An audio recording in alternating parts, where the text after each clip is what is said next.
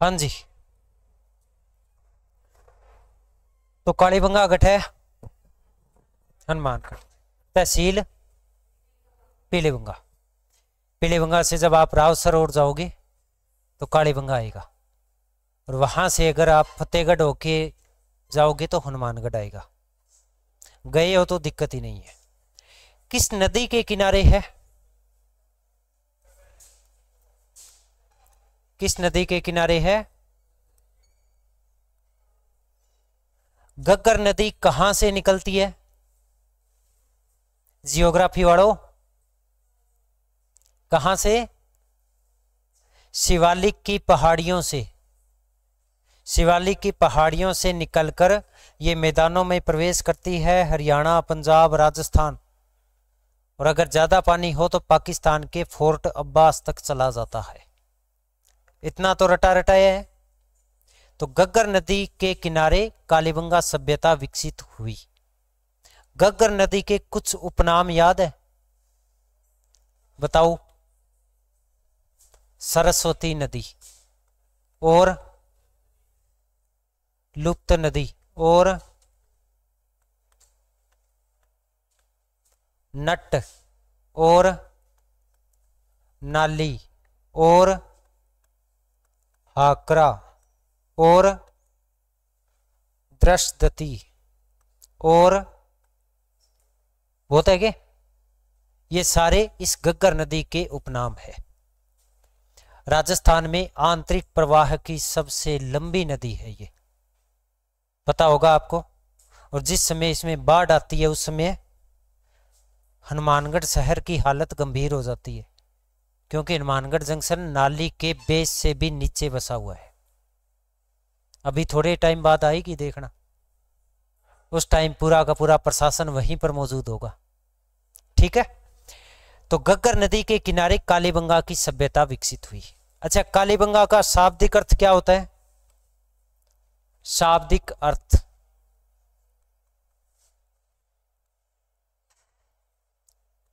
काले रंग की चूड़ियां।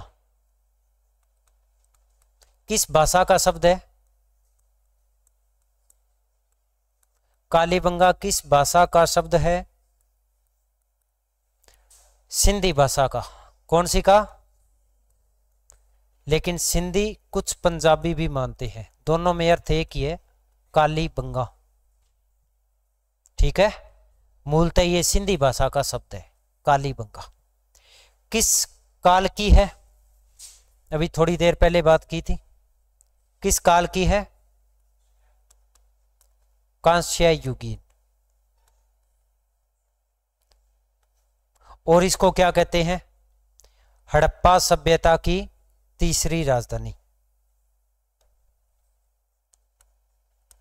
हड़प्पा सभ्यता की तीसरी राजधानी किसने कहा था? क्वेश्चन आया हुआ है। हड़प्पा सभ्यता की तीसरी राजधानी किसे कहा जाता है? कालीबंगा को। इसका मतलब हड़प्पा सभ्यता की दो राजधानियां हैं। कौन कौन सी है? पहला तो हड़प्पा, दूसरा मोहनजोदड़ो। और डॉक्टर दशरथ शर्मा ने कालीबंगा को तीसरी राजधानी कहा। किसने कहा? डॉक्टर दशरथ शर्मा। लेकिन साथ में इसको हड़प्पा सभ्यता की दीनहीन बस्ती भी कहा जाता है। हड़प्पा सभ्यता की दीनहीन बस्ती, ये क्यों कहते हैं?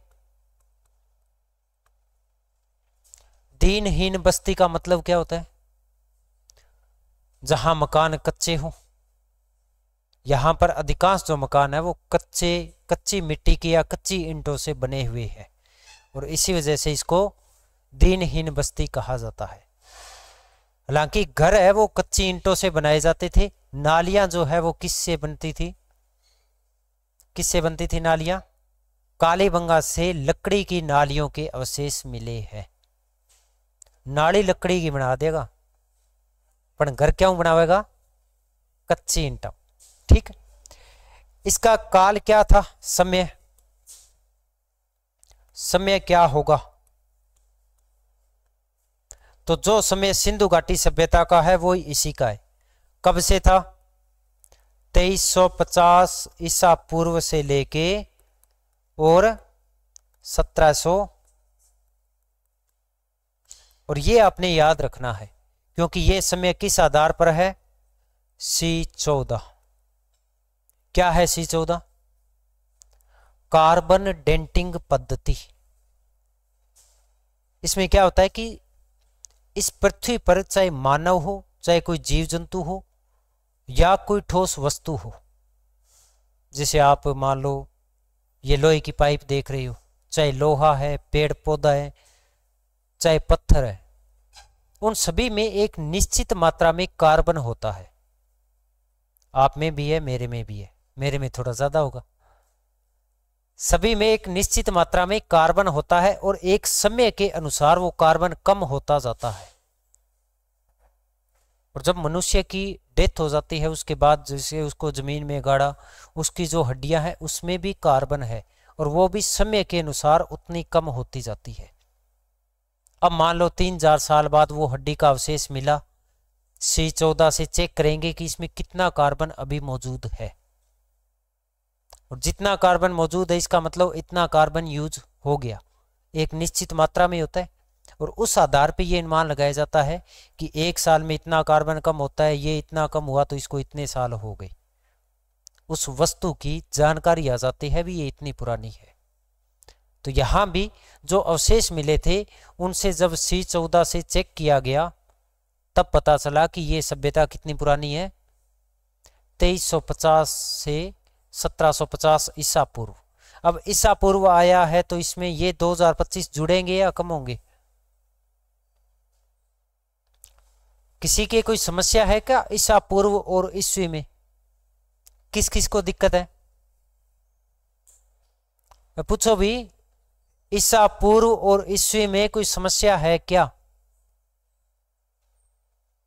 इसका मतलब नहीं है समस्या। तो बताओ कितने साल पुरानी है सभ्यता आज से? लगभग बता दो, पूरा पूरा आंकड़ा छोड़ो। लगभग 4375 साल। कितनी पुरानी है? 4375 साल पुरानी है। सोचो 4000 साल पहले कालीबंगा में लोग रहते थे, अब भी है क्या? अब रहते हैं क्या? वहां नहीं रहते, उसके साइड में रहते हैं। यहां से 2 टीले जो बड़े बड़े मिले थे उनका उत्खनन हो गया। तो ये इतनी जानकारी आपने याद रखनी है। ये सामान्य जानकारी है, याद ही होगी आपको, ठीक है। इसके बाद इस सभ्यता की खोज किसने की? कालीबंगा सभ्यता की खोज किसने की? किसने की थी? अमलानंद घोष। कब की थी? 1900। किसने की थी? अमलानंद घोष। लेकिन अगर ऑप्शन में अमलानंद घोष ना हो और क्वेश्चन आ जाए कि निम्न में से किस विद्वान ने कालीबंगा सभ्यता के बारे में सर्वप्रथम जानकारी दी, तो भी चलो अमलानंद घोष आ गया तो आप कर दोगे।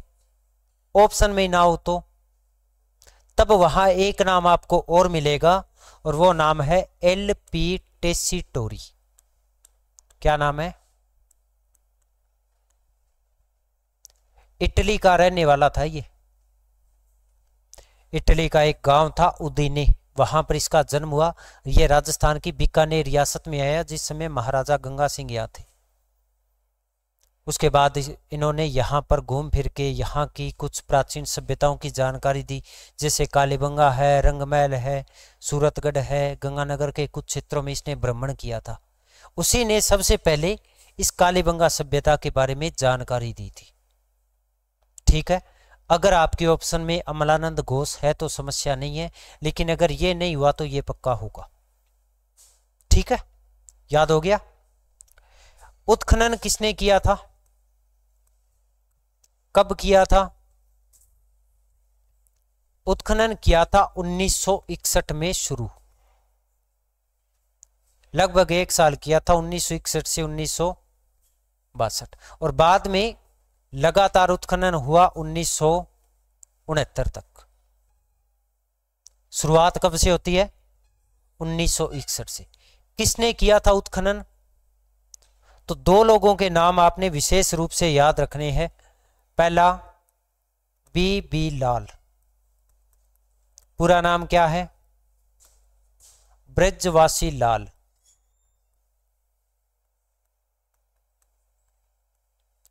याद रह जाएगा। दूसरे का नाम B.K. थापर, इसका नाम क्या है?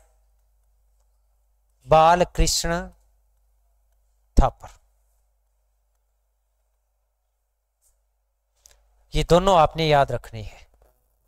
पहली बात, कालीबंगा की ये सामान्य जानकारी याद रखनी है। किस नदी के किनारे है, कहाँ है, क्या अर्थ होता है। इसको तीसरी राजधानी कहा, किसने कहा? दशरथ शर्मा ने। दीनहीन बस्ती कहा, ये आपने याद रखना ही रखना है। उसके बाद आपने ये याद रखना है कि इसकी सबसे पहले खोज किसने की? अमलानंद घोष। कब?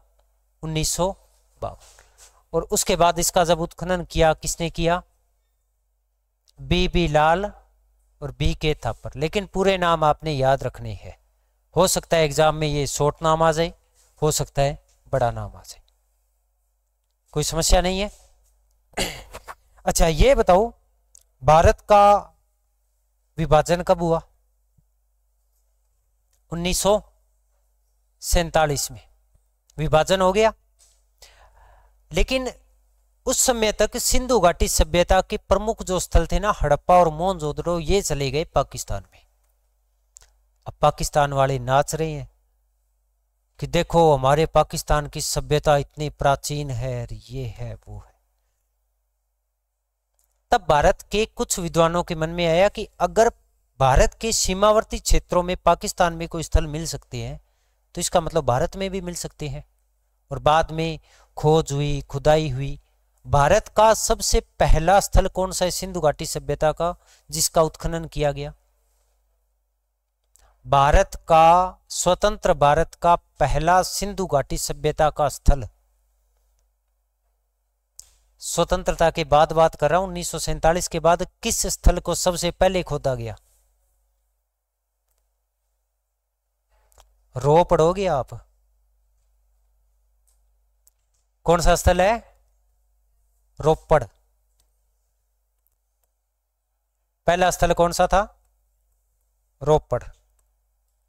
कहां है? पंजाब। स्वतंत्र भारत का दूसरा स्थल, अब तो बता दो, कालीबंगा। तो यह भी ध्यान रखना है, राजस्थान का वह स्थल जो स्वतंत्रता के बाद खोदा गया था, पहला रोपड़, दूसरा कालीबंगा। क्षेत्रफल के अनुसार भारत का सबसे बड़ा सिंधु घाटी सभ्यता का स्थल कौन सा है? धोलावीरा। कौन सा है? दूसरा राखी गढ़ी। कौन सा? धोलावीरा कहाँ है? गुजरात में। राखी गढ़ी हरियाणा में। तीसरा कुंतासी। कौन सा है? कुंतासी कहाँ है? गुजरात में। और चौथा अपनेवाड़ा। कौन सा है? कालीबंगा। तो दोनों चीजें ध्यान रखनी है। स्वतंत्र भारत में दूसरा स्थल है जिसको खोदा गया था, इससे पहले रोपड़ की खुदाई हो गई थी, ठीक है। लेकिन क्षेत्रफल के अनुसार अगर बात करें तो राजस्थान का सबसे बड़ा स्थल कालीबंगा, जबकि भारत का चौथा बड़ा स्थल है। उससे पहले कौन सा है? एक तो धोलावीरा, कहाँ है? गुजरात में।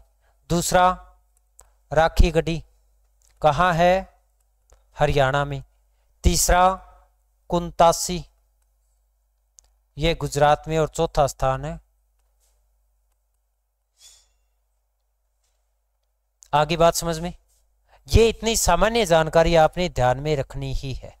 अब सबसे पहले आप, अच्छा यहां तक लिख लिया ना आपने, इसके बाद हेडिंग डाल लो कालीबंगा सभ्यता, और बढ़िया तरीके से साफ साफ शब्दों में लिखना है। यहां से सिलेबस शुरू हो चुका है आपका। पानी तो हाँ कालीबंगा, कालीबंगा सभ्यता। कोशिश ये करना ज्यादा से ज्यादा चीजें डायग्राम में समझ में आई, ठीक है। बड़ी बड़ी लाइनें नहीं लिखनी, वहां थार, ये है वो थार। फैन चल नहीं रहा क्या सर? जनरेटर चल रहा है, चल जाएगा बेटा, कोई बात।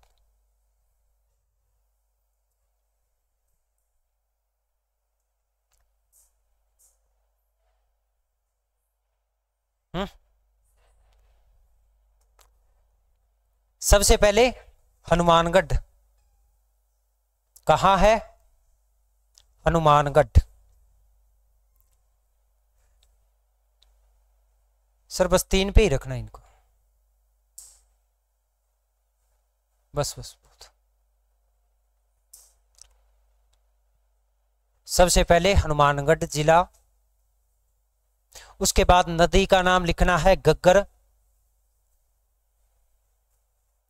और इसके उपनाम सारे लिख लेना, गग्गर, सरस्वती, लुप्त नदी, नट, नाड़ी, हाकरा। इसको और भी नाम बोलते हैं, चौतांग, सोतर,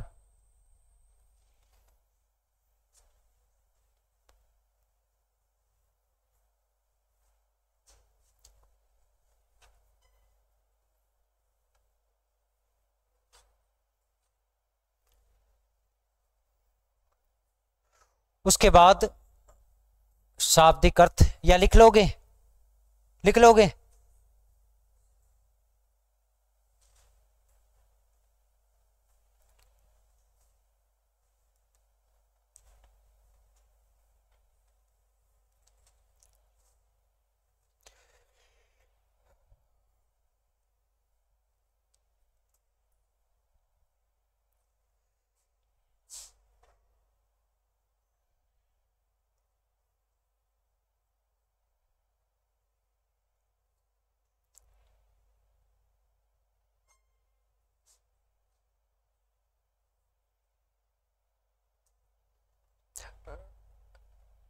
सर रेगुलेटर पे शायद काम नहीं करेगा।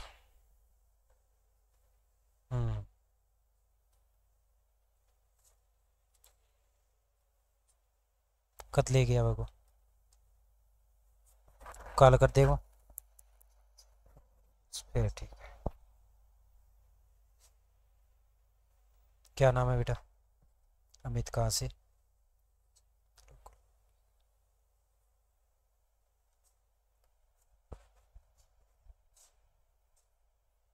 ऊपर रख लो,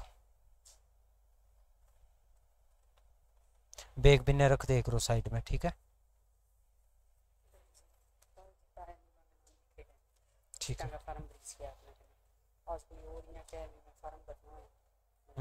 नाम लिख दियो थी, बुला के फार्म भरती लास्ट स्टेप डेटू मैं भेज दूंगा अब, बस वो लिखवा के भेजूंगा थार करना, ठीक है।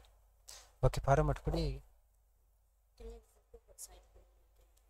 मैं विषय तो पूरा करवा लेंगे, बस 16 तक करवाना पड़ेगा। बॉयज में तो बिंगो ब्रेड है क्या? एक वो और इन गर्ल्स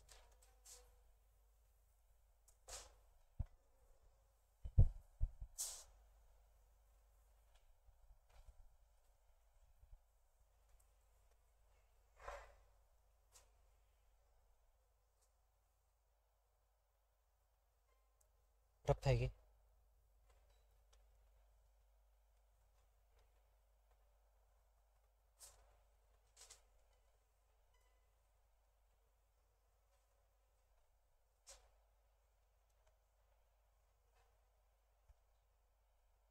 ऊपर रख लियो, ऊपर रख लियो टेबल पर। हाँ ठीक है।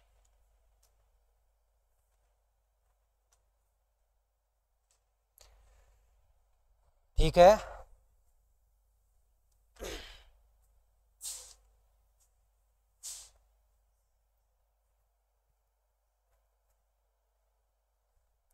बस बंद कर दी मैं बात।